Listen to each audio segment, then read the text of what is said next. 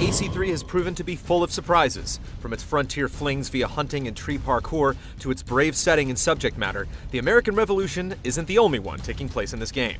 With this in mind, we present the 5 elements that should have your hit detector redlining. Let the Patriots fight their own battles. I'm here for the Templar. The new protagonist's name is Connor, and while he's part Native American, he has no allegiance in the fight for independence. So far, we've seen mostly him roughing up redcoats, but Ubisoft has made it clear that he is neither friend nor foe of the resistance. Taking place from 1753 to 1783, Connor is called into action when his village is attacked, and it will be interesting to see if he ends up leaning to one side or the other as the game wears on.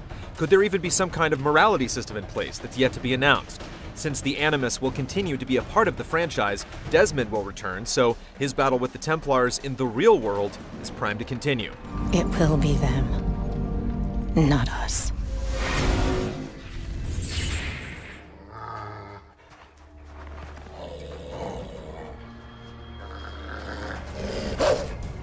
With all the prior games taking place in large, fairly developed cities, you might think that AC3 is taking a step back with its rural locales. But the new setting provides an opportunity for some of the most groundbreaking portions of the game. With no right angles, traversal has a whole new set of challenges. Connor also reacts instinctively to every environmental irregularity, even while engaged in combat. The frontier also ensures that weather and seasons make an impact, as getting caught up in a drift or slipping on an incline can be the difference between life and death. The woods are also filled with wildlife that operate as both the hunter and the hunted. The pelts you acquire represent the currency in the game, though that whole element has been muted in AC3 when compared with prior games. Here's the meat you requested. Thank you.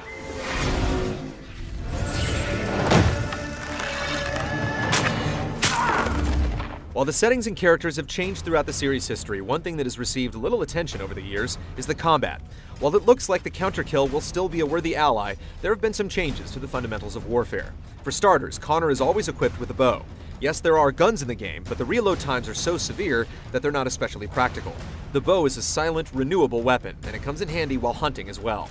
The rope dart is probably the coolest new armament, allowing you to string up enemies in trees. The tomahawk is the most iconic addition, while two-handed combat makes its series debut.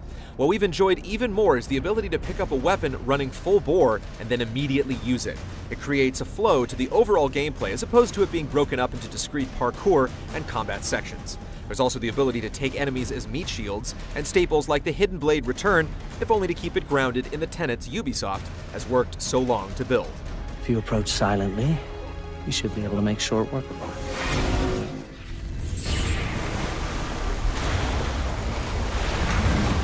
Ubisoft surprised with its E3 unveiling of Naval Combat, and since then some more details have come to harbor.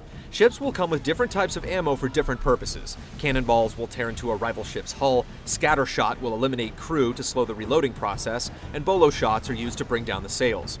The Caribbean seas can quickly swell, making targeting other vessels and keeping Captain Connor's ship on course a challenge.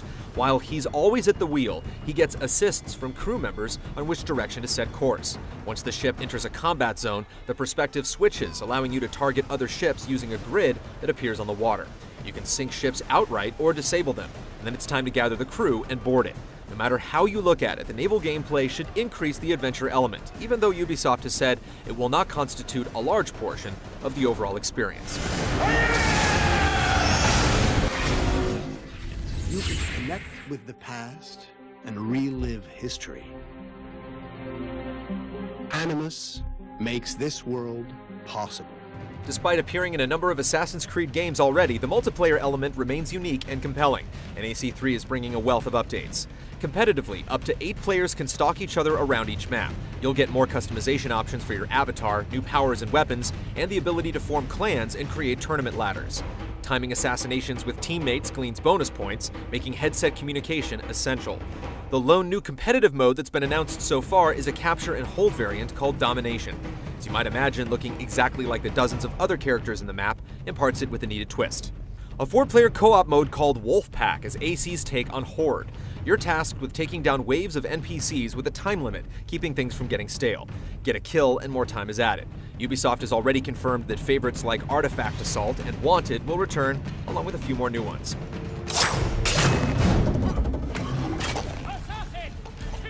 Assassin's Creed 3 is shaping up to be one epic action adventure. With so much variety, a multitude of refinements, and a brand new compelling setting, it sits near the top of our list of games to watch. We'll have much more information as its late October release date draws near.